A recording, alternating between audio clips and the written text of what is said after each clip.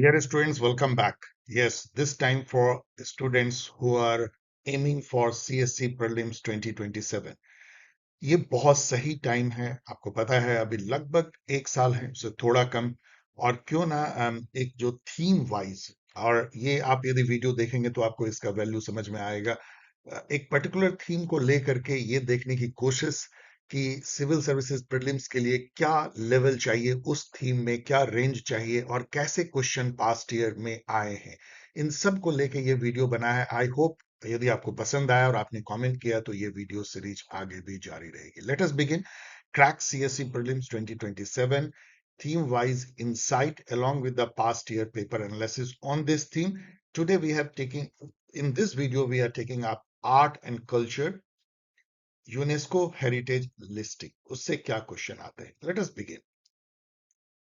सबसे पहले having crack this exam multiple time, मैं किसी दूसरे के एक्सपीरियंस से नहीं कह रहा हूं, अपने एक्सपीरियंस से कह रहा हूं।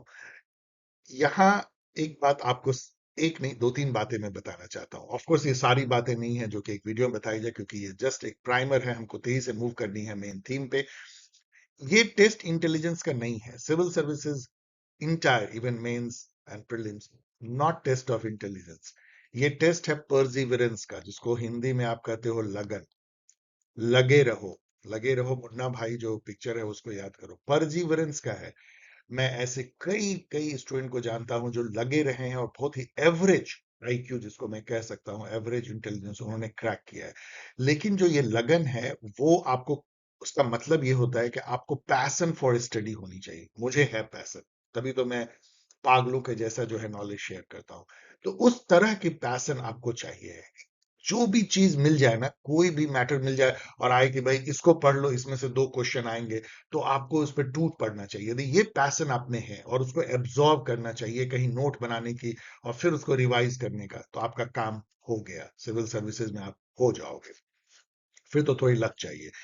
देन आपको ना एक नॉलेज जो बहुत काम आती है परसिवरेंस के अलावा, वो है कोरिलेटिव नॉलेज। कोरिलेटिव नॉलेज क्या होता है?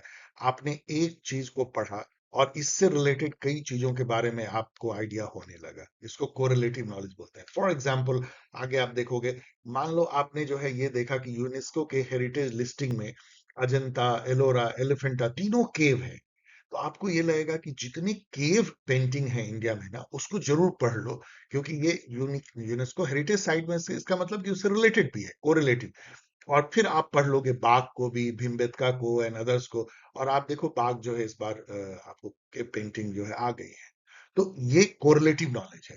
यदि आप में ये नहीं है, केवल आप फोकस होके पढ़ रहे हो, जो देख रहे हो वही पढ़ रहे हो, तो आप बोलोगे बाघ कैसे पूछ दिया, ये तो मैंने पढ़ा नहीं था।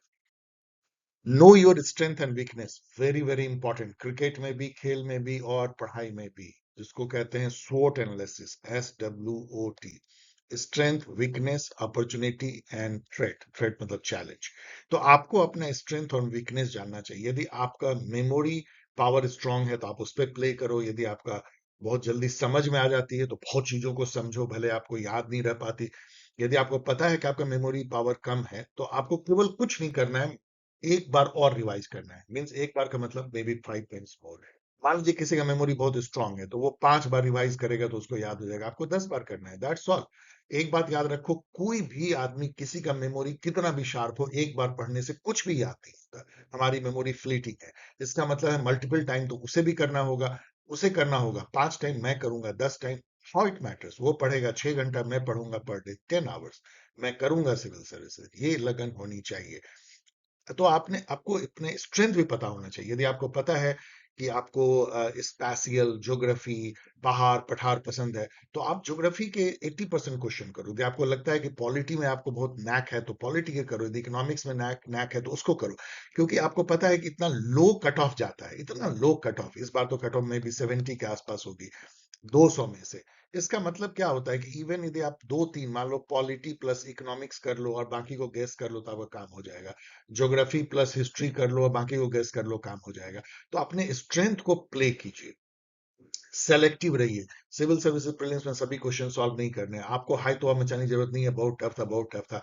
आपको जो उसमें से पिक करना है कीजिए, क्योंकि केवल 70-75 पे हो गए ऐसे टफ आएंगे। नॉर्मल पेपर होगा तब भी 90-95 पे सिलेक्शन होता है, which is less than 50%। Less than 50% किसी भी ऑब्जेक्टिव टाइप में, इसका मतलब है कि आपको सेलेक्टिव ही ठीक होना है।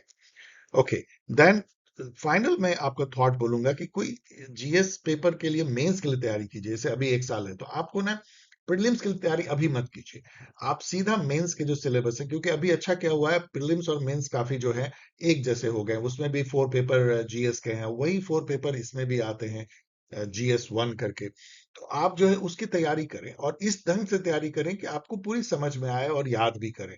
लेकिन जैसे जैसे एग्जाम नजदीक आए, मे बी 4 मंथ्स बिफोर और 3 मंथ्स बिफोर, तो वैसे वैसे आप एमसीक्यू की तरफ जो है वो झुक जाइए, पास्ट ईयर पेपर एनालिसिस देखने लगिए, मॉक टेस्ट सीरीज लगाने लगिए, और लॉट ऑफ जो है ऑब्जेक्टिविटी जो है अपने तब तक आप नोट बना चुके होंगे तो उसको ऑब्जेक्टिव ब्रेन को बनाइए, और उसके लिए बेस्ट है पास्ट ईयर पेपर एनालिसिस। आप तो 20 ईयर्स का प्रीलिम्स का पेपर लेकर उसको सॉल्व कीजिए, उसको थीम वाइज उसको बांटिए, और फिर देखिए किस रेंज के क्वेश्चन आते हैं। मैंने आपके लिए वही काम किया है, एक थीम को पकड़ के आप अपने से ही जो है इस टाइप का काम कर सकते हैं।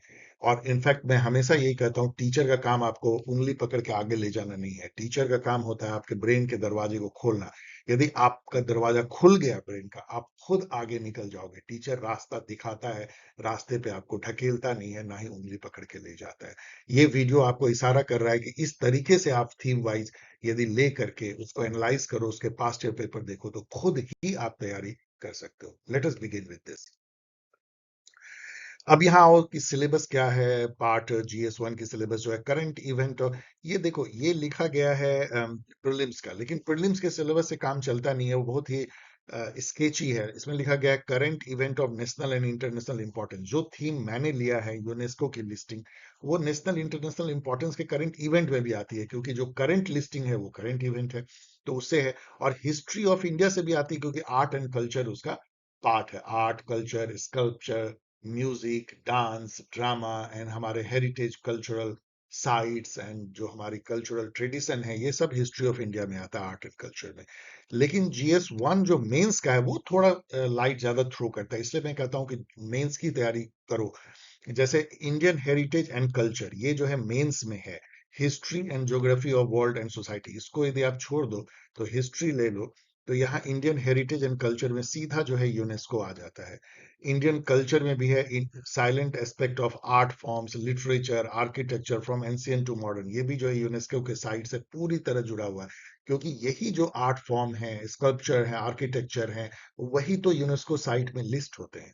तो ये बेटर जो सिलेबस है मेंस का, तो कोई भी थीम को लो तो मेंस के सिलेबस को देखो, प्रीलिम्स देखने की खास जरूरत नहीं, क्योंकि बहुत ही स्केची है। अब हम कोर टॉपिक पे आते हैं। जो ये यूनेस्को आपको पता है, यूएन की एक स्पेशलाइज्ड एजेंसी है, 1945 में इसका गठन होता है। इसका फुल फॉर्म है United Nation Education Social cultural organisation. तो ये बेसिकली क्या है, कल्चरल ऑर्गेनाइजेशन है, एजुकेशनल सोशल कल्चरल ऑर्गेनाइजेशन। तो पूरे दुनिया भर में ये बहुत सारे काम करती है, उसमें से एक काम ये करती है कि जो हेरिटेज या नेचुरल ऑब्जेक्ट है, 4 टाइप के ऑब्जेक्ट को ये रिकॉग्नाइज करती है, अपनी कमेटी बनाती है। हर साल उस कमेटी की बैठक होती है, उसमें डिफरेंट मेंबर होते हैं, किसी में 21 मेंबर, किसी में 25 मेंबर है, पूरी दुनिया भर में बैठक होती है। हर कंट्री अपने अपने लिस्ट भेजते हैं कि भाई मेरे में इसको शामिल कर लो, और वो कमेटी अप्रूव करती है, और फिर वो हेरिटेज लिस्ट में शामिल हो जाती है। 4 टाइप की हेरिटेज लिस्टिंग ये करते हैं। पहला जो सबसे फेमस है, जो सबसे पुराना है, वो world heritage site, WHS short में कह लो।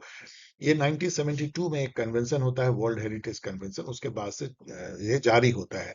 इसमें इसकी कमेटी में वर्ल्ड हेरिटेज कमेटी है जो फैसला करती है, रिकमेंड करती है, फिर उसके एग्जीक्यूटिव बॉडी जो है यूनेस्को की, उसको स्वीकार करती है। 21 मेंबर होते हैं। उसकी प्लेनरी सेशन जैसे 2025 में इंडिया में हुई थी, बाकी पहली बार हुई थी न्यू दिल्ली में, हर कंट्री में होती है। इसमें ये 3 टाइप के साइट को रिकॉग्नाइज करते हैं, कल्चरल साइट, नेचुरल साइट और मिक्स्ड, जो कल्चर और नेचर का मिक्स्ड है। देन दूसरा है इनटैंजिबल कल्चरल हेरिटेज, जो 2003 से स्टार्ट हुआ है कन्वेंशन से। इनटैंजिबल कल्चरल हेरिटेज ये क्या है, ये लिविंग प्रैक्टिसेज है, लाइक कोई फोक जो स्टोरी है, मिथ जिसको बोलते हैं, या परफॉर्मिंग आर्ट है, छाऊ डांस एंड कोई और garba, social festival ritual like Deepavali है या दुर्गा पूजा है, और knowledge of nature and traditional craftsmanship कोई यदि हो, तो इन सब को जो है intangible cultural heritage ICH short में, उसको रिकॉग्नाइज करती है। इसमें भी 3 लिस्ट होते हैं। एक रिप्रेजेंटेटिव लिस्ट है कि ये है आईसीएच। एक है the list in need of urgent safeguarding, इसको लगता है कि मिट जाएगा यदि हम इसको सेफगार्ड नहीं करेंगे इस कल्चरल हेरिटेज को। और तीसरा है register of good safeguarding practices, और ये कि देखो कितना अच्छे से सेफगार्ड किया गया है, तो उसको लोग लर्न करो। हम बेसिकली रिप्रेजेंटेटिव लिस्ट से ही नाता हमारा होता है। देन एक प्रोग्राम ये शुरू करते हैं 1971 में, man and the biosphere programme, UNESCO का। इसके अंदर वो जो है इंटरनेशनली बायोस्फीयर रिजर्व, हर कंट्री अपने अपने, जैसे इंडिया में करीब 18 जो है बायोस्फीयर रिजर्व, उसमें से 13 को यूनेस्को ने इंटरनेशनल बायोस्फीयर रिजर्व के तौर पे रिकॉग्नाइज किया है, तो ये भी उसमें आ जाती है। देन चौथा है ग्लोबल बायो पार्क जो है, वो रिकॉग्नाइज सबसे लेटेस्ट है, ये 2015 से स्टार्ट किया है। उसमें पूरी दुनिया के ऐसे साइट लिए जाते हैं, वॉल्केनो है या माउंटेन है या कोई लेक है, वो इस टाइप का साइट लिया जाता है जो कि यूनिक है अपने आप में, और उसको जो है ग्लोबल बायो पार्क में शामिल किया जाता है। इंडिया से याद रखो कोई भी अभी तक ग्लोबल बायो पार्क नहीं है। Then memory of the world भी एक इन्होंने शुरू किया, जिसमें कि डॉक्यूमेंट्री हेरिटेज है, मैन्यूस्क्रिप्ट है, मान लो मुगल काल का कुछ लिखा हुआ है, आर्काइव है, फिल्म है कोई बहुत पुराना फर्स्ट फिल्म जो बनी है, रिकॉर्डिंग्स है कि कोई पहली बार जब रिकॉर्ड हुआ, मान लो कि लॉर्ड मैकेले ने क्या कहा, और ऐसे इस टाइप की रिकॉर्डिंग यदि हो, सिंस 1992 ये जो है ये भी स्टार्ट हुई है। तो इन सब में बेसिकली जो एग्जाम में आपको प्रीलिम्स में पूछा जाता है वो डब्ल्यूएचएस पूछा जाता है, इंटेंजिबल पूछा जाता है, ग्लोबल बायो पार्क और biosphere. Memory of the world अभी तक ज्यादा पूछा नहीं जाता, लेकिन पूछा, पांचों पूछा जा सकता है, आप ऐसे ले लो। अब आ जाओ कि ये जो पांचों में जो लिस्टिंग है उसका एट ए ग्लांस देखो क्या है। वर्ल्ड हेरिटेज साइट यदि देखें तीनों टाइप का, नेचुरल, मिक्स्ड और कल्चरल, तो टोटल मिला के अभी तक 1248 है। ये तो इम्पॉसिबल है कि 1248 आप देखो, ये तो पागलपन है, नहीं देखना है इसको, तो आप बस जान लो कितना है। लेकिन इंडिया की लिस्टिंग केवल 44 है। आपको जरूर देखना है, इसी वीडियो में मैं आपको आगे लिस्ट दे रहा हूँ, जरूर देखो उसको। तो 44 साइट जो है वर्ल्ड हेरिटेज साइट में है। जो लेटेस्ट जो लिस्टिंग है इंडिया से वो है मराठा मिलिट्री लैंडस्केप, अब इसके बारे में थोड़ा और पढ़ सकते हो। देन इंटेंजिबल कल्चरल हेरिटेज में जो है 849 लिस्टिंग है पूरी दुनिया में, उसमें 16 केवल भारत में है, तो जरूर 16 को तो बिल्कुल 10 बार देख जाओ। लेटेस्ट जो 2025 में है वो दीपावली फेस्टिवल है। देन बायोस्फीयर रिजर्व टोटल 784 है दुनिया में, इंडिया में केवल 13 है। बहुत गौर से देख जाओ, इंडिया में जो लेटेस्ट है वो कोल्ड डिजर्ट हिमाचल प्रदेश का है। Then global bio park total 241 है, इंडिया में जीरो है, ये अपने आप में एक बहुत इंपॉर्टेंट इंफॉर्मेशन है। मेमोरी ऑफ द वर्ल्ड में 570 है, इंडिया में 14 है, जो जरूर जानना चाहिए। और इसमें लेटेस्ट है भागवत गीता और नाट्य शास्त्र भारत मुनि का। तो ये एक ग्लास में इसको आपको जरूर याद करना है, बाकी आपको इसको केवल जानना है, ये तो आप देख ही नहीं सकते हो। What you need to know, ये है India's listing on this categories. Not only कि आपको उसको जानना है कि 44 वर्ल्ड हेरिटेज साइट है, आपको उस 44 के बारे में थोड़ी बहुत जाननी है। आप जितना जानोगे आपको फायदा होगा, केवल इसलिए नहीं कि इससे रिलेटेड क्वेश्चन है, कोरिलेटिव नॉलेज से, उससे रिलेटेड। जैसे फॉर एग्जांपल उसमें सांची का स्तूप जो है वो एक लिस्टेड है, और आपको इस साल जो है अमरावती स्तूपा के बारे में पूछ दिया। यदि आपने सांची स्तूप जो कि यूनेस्को डब्ल्यूएचएस में लिस्टेड है, यदि आपने उसको थोड़ा भी पढ़ा होता तो आपको पता होता कि ये सबसे लार्जेस्ट नहीं है, अमरावती लार्जेस्ट है इंडिया में। और आपको इसी नॉलेज से जो इस साल का क्वेश्चन था अमरावती स्तूपा, वो आपको क्रैक हो जा रहा था, आप याद रखो।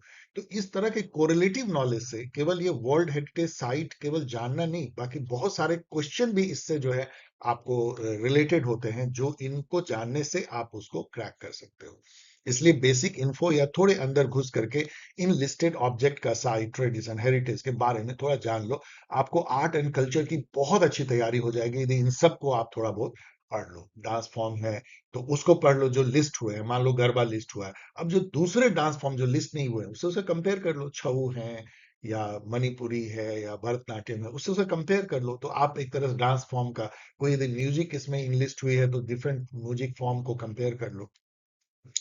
देन ये जो है मैं बोलूंगा आप नहीं कर सकते हो, इट इज इम्पॉसिबल। लेकिन इन्होंने 2 बार पूछ दिया, मैं बताऊंगा, एक लेक टरकाना पूछ दिया है, एक इक्वेडोर में एक बायो पार्क था वो पूछ दिया है। इम्पॉसिबल है कि आप ये सैकड़ों या हजारों साइट को देखो, लेकिन फिर भी कोई नोटेबल कहीं न्यूज़पेपर में आता है कुछ नोटेबल, या जैसे कि 2025 की जो लिस्टिंग है, अभी लेटेस्ट लिस्टिंग 2025 की है, और बायो पार्क में 2026 की भी आ गई है। जो लेटेस्ट लिस्टिंग है ना, वो 20-25 की ही एंट्री होती है। हेरिटेज साइट 20-25, बायो पार्क 10-15, उसको देख जाओ। उससे पूछा जाता है। इस बार जो है उन्होंने जो इक्वेडर का जो पूछ दिया है, मैं बताऊंगा क्वेश्चन आगे, वो 2025 की लिस्टिंग थी बायो पार्क में। इंडिया में चूंकि कोई नहीं था, तो ये आपसे एक्सपेक्टेड है कि जो लेटेस्ट जो लिस्टिंग है पांचों ग्रुप में जो भी आपने देखा, उसको देख जाओ, ना कि पूरा। ये आपको जस्ट बताना है, एक इंफॉर्मेशन। कई कई मेरे स्टूडेंट कह रहे हैं कि सर आप एक टेलीग्राम ग्रुप बना दीजिए। पहले तो वो मतलब ये रिक्वेस्ट कर रहे हैं कि मैं एमसीक्यू सीरीज जैसे सीवीटी पीजी या यूजीसी नेट का है वैसा स्टार्ट करें। वो तो अभी नहीं कर सकते क्योंकि आई एम फुल्ली ऑक्युपाइड। उसके लिए और काफी, लेकिन ये थीम वाइज वीडियो मैं कोशिश करूंगा यदि आप लाइक करोगे तो। लेकिन एक ग्रुप में बनाने का सोच रहा हूँ, उसको मैं कभी कभी गाइड करूंगा इसी तरीके जैसे अभी ये गाइड कर रहे हैं। तो वो ग्रुप टेलीग्राम पे मैं सोच रहा हूँ कि बना दें, फ्री होगी क्योंकि इसमें कोई एमसीक्यू टेस्ट सीरीज नहीं होगी। लेकिन मैं मुझे इंटरेस्ट होगा, यदि आपको पैशन होगा तो मैं आपको थोड़ी बहुत गाइड करूंगा उसमें, अपनी बात बताऊंगा कैसे प्रिपेयर करो। मैंने चूंकि कई बार उसको क्रैक किया है तो वो नॉलेज भी आपको देंगे। यदि आप इस ग्रुप को ज्वाइन करना चाहते हैं, मैं फिर से कह रहा हूँ ये फ्री है। ये जस्ट इसके लिए कि आप बेटर ओरिएंट हो पाओ, एक ग्रुप में हो पाओ। तो आप अपना name, Telegram ID, mobile number इस मेल आईडी paulsciencehelp@gmail.com पे दे दें। तो आपको एक ग्रुप में मैं रखूंगा, वहां पे आपको काफी फायदा होगा। ग्रुप का जो फायदा होता है वो okay। फिर आगे देखेंगे कैसे क्या किया जा सकता है उस ग्रुप में। अब आइए, जो मैं कह रहा हूं कि ये जो लिस्टिंग है मैंने दे दिया है, इंडिया की जो लिस्टिंग है पांचों में वो मैंने दे दिया है। देखो, जो पहले मैंने आईसीएच दिया है, ऑफ कोर्स आप डब्ल्यूएचएस को आगे देख लेना, वो पहला होना चाहिए था। आईसीएच मतलब intangible cultural heritage of humanity, ICH, UNESCO की। इसमें जो है छोटा छोटा है लेकिन आप पढ़ सकते हो, मैं पूरा पढ़ूंगा नहीं। लाइक पहला जो एंट्री थी वो थी कोट्टायम संस्कृत थिएटर। तो इसके बारे में ना आपको नेट पे जाके पढ़ लेना चाहिए, क्या है ये संस्कृत थिएटर, क्या इसके फीचर्स हैं। और ये भी कि ये पहला था। ये पूछा सकता है कि फर्स्ट आईसीएच में कौन सी थी। और लेटेस्ट जो है वो दीपावली है। दीपावली तो हम सब जानते हैं, गरबा है, दुर्गा पूजा है, कुंभ मेला है, नवरोज। अब नवरोज जो है ये मल्टीनेशनल लिस्टिंग है। मतलब नवरोज हम कई कंट्री के साथ, 13-14 कंट्री के साथ शेयर करते हैं। आपको पता है ईरान की, बेसिकली पारसियों की ये नए साल का त्योहार है। तो ये पूछा सकता है कि इंडिया के आईसीएच लिस्टिंग में कौन सा इंटरनेशनल जो है वो लिस्टिंग है, वो नवरोज है 2016 में। ये सब ईयर भी आपको पता होना चाहिए। योगा 2016 में आई है, लिस्ट हुई है।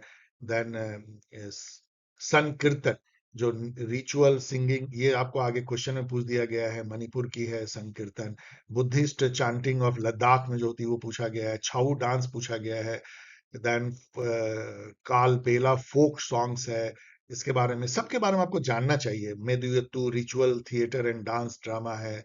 यहाँ पे Ramman religious festival and ritual theatre of Garhwal Himalaya, Ramlila जो हमारे यहाँ नॉर्थ इंडिया में होती है, और वैदिक चांटिंग जो होती है, जो बहुत ही आपके रोए खड़े हो जाते हैं, वो सब जो है इसमें लिस्टेड है।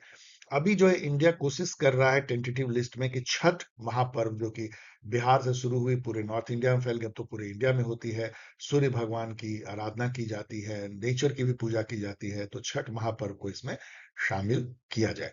इसकी जो नोडल एजेंसी है वो पूछा जा सकता है। संगीत नाटक एकेडमी दिल्ली में है, एक ऑटोनोमस बॉडी है मिनिस्ट्री ऑफ कल्चर, वो इन सब को जुटाती है कि कौन सा जो है आईसीएच में शामिल होना चाहिए। वो रिप्रेजेंट करती है इंडिया को, जो प्लेनरी सेशन होती है, और वहां वो अपने पक्ष रखती है कि छठ को शामिल किया जाए या दिवाली को शामिल किया जाए। तो ये भी आपको पता होना चाहिए, पूछा जा सकता है। अब आ जाओ, इंडिया की जो है टोटल 44 जो है डब्ल्यूएचएस है, वर्ल्ड हेरिटेज साइट, जिसमें से 36 जो है कल्चरल है, और 7 जो है वो नेचुरल है, और एक मिक्स है। तो अब ये यहाँ देखो, ये सब कल्चरल है। इसमें केव में अजंता, एलोरा, एलिफेंटा भी है। एलिफेंटा, 3 तो केव भी हो गए। देन सन टेम्पल कोणार्क का है, ताजमहल, आगरा फोर्ट, गोवा की जो चर्च है, खजुराहो टेम्पल्स जो हैं, हम्पी की जो मॉन्यूमेंट है, जो विजयनगर एम्पायर का, फतेहपुर सिकरी जो राजधानी थी अकबर की, आगरा के बगल में है। पत्ताडकल में जो ग्रुप ऑफ मॉन्यूमेंट है। चोला टेम्पल्स जो हैं, चोला टेम्पल राज राजा वन ने जो सब बनाया है। बुद्धिस्ट मॉन्यूमेंट एट सांची, यही मैं कह रहा था, यदि आपको सांची को यदि आपने पढ़ा होता तो इस बार का आपको अमरावती स्तूपा वाला क्वेश्चन क्रैक हुआ था। हुमायूं टॉम दिल्ली में है। कुतुब मीनार है, कुतुब मीनार है, even mountain railway of India जैसे दार्जिलिंग, नीलगिरी और कालका शिमला के रेलवे स्टेशन भी है। महाबोधि टेम्पल बोध गया की है। रॉक शेल्टर भीमबेटका का जो मध्य प्रदेश में है वो है भोपाल के पास। छत्रपति शिवाजी टर्मिनस स्टेशन भी विक्टोरिया टर्मिनस मुंबई का है। चंपानेर पावनगढ़ आर्कियोलॉजिकल पार्क है। रेड फोर्ट जो दिल्ली में है। जंतर मंतर जो जयपुर में है, ना कि Delhi. Hill fort of Rajasthan भी है। और रानी की वाव क्वींस स्टेपवेल पाटन में, इससे भी क्वेश्चन पूछा गया है। यदि हम ये देखें, अभी 36 का ही है तो अब इसको मैं आगे नहीं पढ़ रहा हूँ क्योंकि बहुत ज्यादा टाइम लग जाएगा, लेकिन इन सबको पढ़ के जैसे शांति निकेतन, इसके बारे में जानना चाहिए, सबके बारे में आपको जानना चाहिए। इसमें ज्यादा टाइम नहीं लगेगा, कुछ घंटे लगेंगे, लेकिन आपका आर्ट एंड कल्चर की काफी अच्छी तैयारी हो जाएगी और इससे क्वेश्चन पूछा जाता है। देन नेचुरल साइड देखो तो काजीरंगा नेशनल पार्क है, कोयल देव है, मानस है, सुंदरबन है, नंदा देवी, वेस्टर्न घाट और ग्रेट हिमालयन नेशनल पार्क है। बहुत कम है, याद कर सकते हो, उसके फीचर जान सकते हो। और मिक्स जो है दोनों, नेचुरल कल्चरल दोनों है। ये जो है शांग चेंग डोनजांग नेशनल पार्क जो है सिक्किम में है। तो ये आप, मैं फिर से कह रहा हूँ कि केवल इस लिस्ट को देख लेना काफी नहीं है। इस लिस्ट के अंदर घुसो, इन सारे कल्चरल साइट के बारे में कुछ जानो, क्योंकि इससे केवल ये नहीं पूछा सकता कब लिस्टिंग में क्या हुई, उससे आर्ट एंड कल्चर का प्रीलिम्स में क्वेश्चन आता है। देन आओ कि बायोस्फीयर रिजर्व जो है, वैसे तो इंडिया में 18 हैं, लेकिन एमएबी के तहत जो यूनेस्को ने 13 को जो इंटरनेशनल माना है, उसमें देखो नीलगिरी है, गल्फ मन्नार है, सुंदरबन है, नंदा देवी, नौकरक है, मेघालय का पंचमरी है, सिमलीपाल है, ग्रेट निकोबार। ये जैसे पूछ दिया गया, इस बार पूछा गया है अगस्त्य मलाई, कांचनजोंगा है सिक्किम में, पन्ना है, कोल्ड डेजर्ट है, ये सबसे लेटेस्ट है। देन ग्लोबल जियो पार्क जो है वो इंडिया में एक जीरो है। पहले तो ये एकदम यही एक पूछा जा सकता है। तो इसमें मैं जो कह रहा था ना कि अब देखो 2026 के जनवरी में केवल इतने जो है ग्लोबल जियो पार्क आए हैं। अब आप एक बार तो इसको देख लो, केवल नाम ही देख लो, इसमें तो केवल नाम और कंट्री देख लो और इसके अंदर भी नहीं घुसना है। 3-4 बार एग्जाम के पहले देख लो। तो आपको केवल ये पूछा जा सकता है कि ये जो है निसेरोस जो है ग्लोबल जियो पार्क किस कंट्री में है, तो ग्रीस में है। इतना ही आपको काफी है। आपको ये भी नहीं जानना है कि वो क्या है और नहीं है। जो डेल्टा है ये जान लो कहाँ है, मलेशिया में, लाइक दैट। तो ये चीज आपको, यदि आपने किया होता तो इस बार का जो यूरुग्वे वाले क्वेश्चन, इक्वेडर के जो क्वेश्चन था वॉल्केनो का, आगे देखेंगे, वो आप क्रैक कर पाते। 2025 का जियो पार्क यदि आपने देखा होता। अब आओ जो मैं फाइनली कहना चाहता हूँ, फाइनल तो ये नहीं है, इसके बाद मैं कुछ प्रोबेबल क्वेश्चन भी मैं डिस्कस करूंगा कि यदि मैं क्वेश्चन बनाता तो इस टाइप का बनाता, प्रोबेबल। अब देखो पीवाई क्यू है जो पूछे गए हैं, मैंने 4-5 साल का लिया है, जरा देखते हैं कि इससे कैसा क्वेश्चन उन्होंने पूछा है। 2026 में देखो 2-3 क्वेश्चन है, 3 क्वेश्चन डायरेक्ट है। अब यहाँ पे देखो ये क्या कर रहे हैं, टुंगुरहा टुंगुरहुआ वॉल्केनो, टुंगुरहुआ वॉल्केनो जो है which was declared a global geo park by UNESCO इन 2025। जैसा मैंने कहा ना, अभी 2026 की आई है। 2025 का जो आया होता है, यदि आप इस तरह से पढ़ाई किए होते तो आप उसको देखे होते। तो केवल उसमें ये जानना था, जो कि ज्यादा नहीं थे, 10-15 होंगे 2025 में। उसमें से एक आपको पूछ दिया कि ये किस कंट्री में है, दैट्स ऑल, यही पूछा है, तो इक्वेडर में है। तो आप, क्यों ऐसा इन्होंने पूछा होगा, क्योंकि इंडिया में कोई जियो पार्क नहीं है। तो इनको लगा होगा यदि कोई स्टूडेंट बहुत सीरियस है तो इंडिया में नहीं है, ये तो देखा होगा कि इस साल क्या है। इससे आपको क्या सबक मिलती है कि केवल 2026 का आप जियो पार्क मत देख जाओ, जो मैंने आपको बताया। आप 2026 की जो और लिस्टिंग है, WHS लिस्टिंग, ICH लिस्टिंग या डॉक्यूमेंट्री लिस्टिंग, उसको भी देख जाओ, पूरी दुनिया का केवल उसको देख, और इंडिया वाले को तो अंदर घुस के देख लो। बस इतना आप कर लो। देन ये देखो, regarding to Moy Moy dams built by the Tai Ahom Kingdom, आप जानते हैं कि ये असम की किंगडम थी, Ahom kingdom, inscribed as a world heritage site, WHS है इंडिया में, उसके बारे में ही बताओ। अब ये देखो अहोम जो है वो, अभी जो मैंने आपको लिस्टिंग बताई वो कल्चरल लिस्टिंग में है। तो ये जो है, इसको जो है जुलाई 2024 में किया गया था, 24 का है। तो आप देखो कि आपको उसके अंदर घुस के उन्होंने पूछ दिया। वैसे ये रिसेंट भी है, लेकिन कोई भी पूछा सकता है, क्योंकि केवल 44 साइट है, तो आपको पूछा सकता है।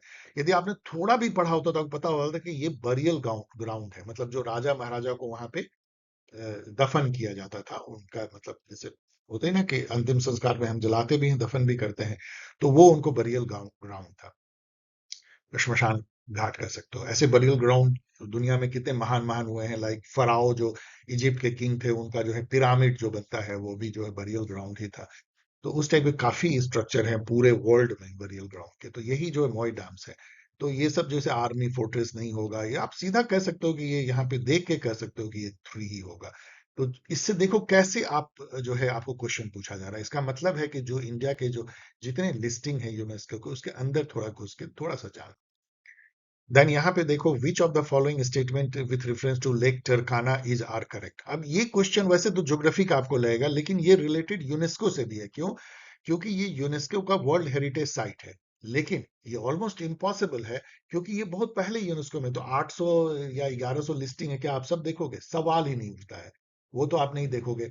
लेकिन फिर भी आपको यदि नोटेबल, जैसे लेक टरकाना बहुत नोटेबल लिस्टिंग है, क्योंकि ये वर्ल्ड का लार्जेस्ट डिजर्ट लेक है। लार्जेस्ट लार्जेस्ट जो होता है, largest salt lake, largest fresh water lake, largest mountain, largest this that हम करते हैं। तो उसमें जो है लार्जेस्ट डिजर्ट लेक है लेक टरकाना, उस तरह से भी आपको जानना चाहिए। इसलिए ये क्वेश्चन दो तरीके से, एक तो यूनेस्को वर्ल्ड हेरिटेज साइट भी है और लार्जेस्ट डिजर्ट लेक भी है। तो इन दोनों, यही दोनों इसका सही भी है। ओके, देन जो मैं कह रहा था कि ये अमरावती स्तूपा के बारे में पूछा है कि ये इस साल का क्वेश्चन में, कि इसमें से कौन कौन सा सही है। यदि आपको ये पता होता, यदि आपने सांची स्तूपा जो कि वर्ल्ड हेरिटेज साइट में इंक्लूडेड है इंडिया में, तो उसके बारे में आप पढ़े होते। यदि आप पढ़े होते तो आपको ये पता होता कि सांची सबसे लार्जेस्ट नहीं होकर अमरावती है, वो तो डेफिनेटली ये चीज आपको पता होता। क्योंकि सांची जब पढ़ेंगे तो आप अमरावती भी पढ़ेंगे साथ में कंपेयर। तो इसका मतलब टू जो है वो रॉन्ग है। तो टू इसमें है, टू इसमें है, तो इसका मतलब वन एंड वन थ्री है। तो थ्री इतना जनरल है कि साउथ इंडिया में है, श्रीलंका तक गया, वी ऑल नो। तो केवल ये जान लेने से कि टू गलत है, आपका ये क्वेश्चन जो है क्रैक हो जाता है। नेक्स्ट देखो, सीएससी प्रीलिम्स 2024 में, 25 में एज सच कोई क्वेश्चन सीधा इससे नहीं था। Which one of the following was the latest inclusion of the intangible cultural heritage list of UNESCO. तो उस समय में 2024 में, अब तो दीपावली आ गया, उस समय गरबा डांस था। सीधा क्वेश्चन पूछ दिया आपको, आईसीएच में इंडिया का लेटेस्ट कौन है। तो आपको पहला भी पूछा जा सकता है, इससे ये समझो। देन कुछ जो इसमें इंडिया में जो हुआ है, छऊ डांस जो है वो 2010 में, कुंभ मेला 2017 में, दुर्गा पूजा 2021 में, गरबा 2023 में, और दीपावली 2025 में। ये इनका मैं दे रहा हूँ, जो जो यहाँ पे है ना, छऊ 2010 में, दुर्गा पूजा 2021 में, और कुंभ मेला 2017 में, ये यहाँ पे। Consider the following properties included in the world heritage list release by UNESCO. अब इसमें ये देखो इन्होंने दे दिया है शांति निकेतन, आपको पता है, रन की वाप बाप भी है, step well, sacred ensemble of the Hoysala भी है, और Mahabodhi temple complex at Bodh Gaya. How many are included in 2023? तो अब ये एकदम बिल्कुल आपको डायरेक्ट क्वेश्चन है कि आपके जो 44 लिस्टिंग है, उसको यदि आप गौर से देखोगे तो ये सब क्वेश्चन आपके लिए कुछ भी नहीं है। जैसे शांति निकेतन और होयसालास के जो सेक्रेड इन सिंबल्स हैं, ये दोनों जो हैं आए थे। तो दो इसमें से आप इसमें कह सकते हो, जहां की रन की बात जो है 2014 में था, और जो महाबोधि टेम्पल 2002 में, इसलिए दो आइटम मिलते हैं। 21 में देखो, which one of the following ancient town is well known for its elaborate system of water harvesting and management by building a series of dams and channelizing water into connected reservoir? आप बोलोगे sir ये कहाँ UNESCO site से related है? क्यों related है? इसका सही आंसर है धोलावीरा, जो कि one of the ancient Indus Valley civilisation का साइट था। अब धोलावीरा जो है 2021 में इंडिया के WHS वर्ल्ड हेरिटेज साइट में शामिल किया गया था। तो उसके बारे में आपको थोड़ा जानना है, सबके बारे में जानना है 44 का, तो आप ये क्वेश्चन क्रैक कर देते हैं।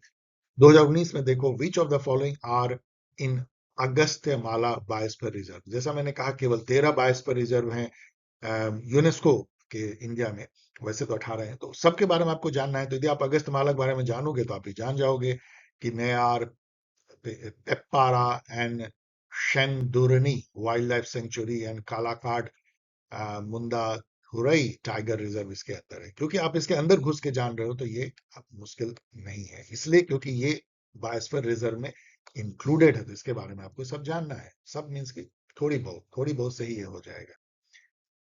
2017 में देखो, विथ रेफरेंस टू मणिपुरी संकीर्तन। अब मणिपुरी संकीर्तन जो है यूनेस्को के आईसीएच में शामिल है इंडिया में, इंडिया की जो 16 है उसमें शामिल है 2013 में। उसके बारे में तो हमको सब कुछ जानना है। और वो वहां जब देखोगे ना तो लिस्टिंग ही है ड्रमिंग, उसमें ड्रम बजाया जाता है। और यहाँ पे है कि इसमें केवल सिंबल्स बजाया जाता है। सिंबल में तो क्या छाल होती है, देख लेना। Cymbals are the only musical instrument used in the performance. जब आप उसका उसके टाइटल में ही है ड्रमिंग, तो ये गलत है। इसका मतलब दो को यदि हमें गलत कर दिया, दो को गलत कर दिया, तो 1 and 3 and 1, तो one it is a song and dance performance, बिल्कुल सही है। It is perform to narrate the life and deeds of Lord Krishna. ये दोनों इतना ऑब्वियस स्टेटमेंट है, थोड़ा भी इसके बारे में जानते हो क्योंकि ये लिस्टेड है आईसीएच में, तो आपको जानना है। तो 1 and 3 इसका सही हो जाएगा।